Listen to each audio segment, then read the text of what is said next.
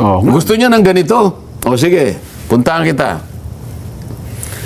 Kinaladkad mo ang pangalan ni Adrian Bersamin. Sana kung maipakita natin.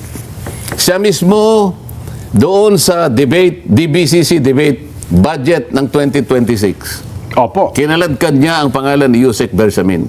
Ayan. Siya mismo, ha? Budget ito, sinegway niya doon.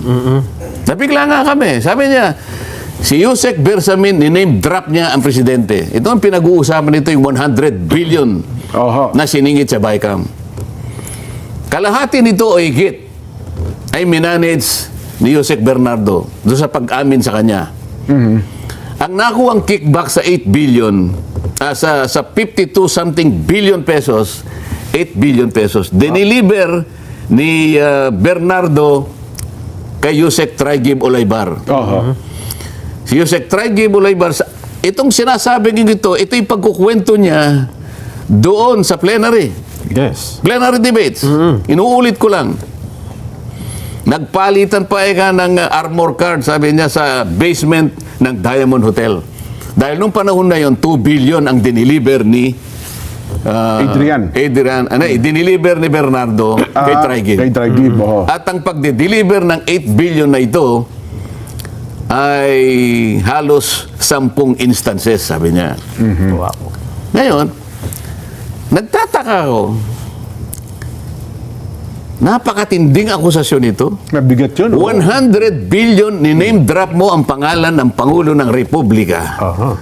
At nakakuha kayo doon sa hinandel lamang niya sa pagkakataon na yon, sapagkat marami pang iba, 8 billion pesos na ultimately daw ay napunta kay Adrian Bersamin.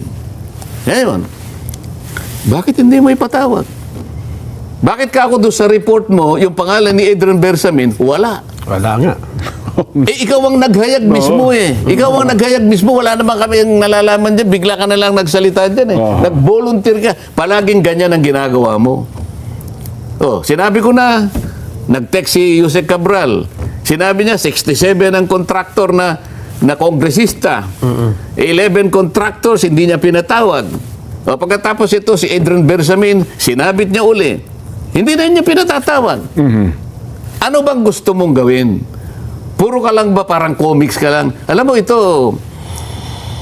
mas magiging productive ito na wala na kasing comics ngayon eh. Nung panahon ko may comics dyan. Pero oo. Kaya ang paghalimbawa ko, comics, alam mo. Sa high school ako eh. Opo. Medyo na-addict ako sa comics eh. Ito lang naman kasing mura-murang nababasa namin nung bata-bata kami. 50 centimos, meron ng comics eh. Alam mo, mas magiging magaling siya na writer ng comics kaysa senador. Maniwala ka sa akin. Bakit? Ano bang mga importanteng bill ang palagay mong pinagdidibatihan namin na nanggaling sa kanya? Wala. Kahit isa. Pero ang palagi niyang ginagawa itong ganito. Kwento. Ang ganda na nga lang, kanakuha niya yung Blue Ribbon Committee eh. Blue Ribbon. Oho. Ang ganda na nga sana eh. Baka sakaling dahil sinabi niyang mas magaling siya sa akin. Mas gusto ko naman kung magaling siya sa akin, di maganda. Oh, tama, okay lang naman yun, opo. Oh, paano ngayon gagaling ka? Ayaw mo na nga mag-imbestiga. Tumigil. Oho. Bigla kang tumigil. Anong gagawin mo ngayon? O ngayon, tuloy natin yung sinasabi niya kay Bersamin. Ngayon, alam mo ba kung bakit ayaw niya nang ipatawag si Bersamin? Bakit? Oho. Aba, nakita niya siguro may resibo yung Bersamin. Ah, may resibo ho? Ako nakita ko yung resibo na yon. Anong resibo? Meron siyang accounting.